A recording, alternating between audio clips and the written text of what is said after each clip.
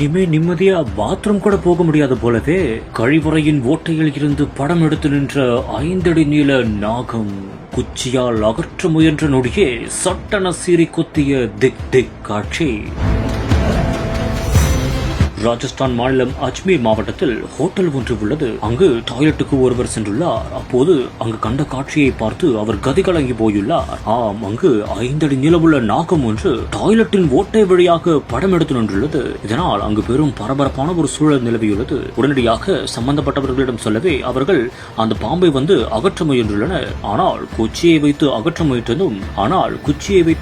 முயன்றதும் அது சட்டென சீறி கொத்தியுள்ளது. இதனால் அங்கு பெரும் பரபரப்பான சூழல் உருவாகவே இந்த ஒரு காணொளி சமூக வலைதளங்களில் அனைவரையுமே தற்போது பதற வைக்கும் விதமாக அமைந்துள்ளது.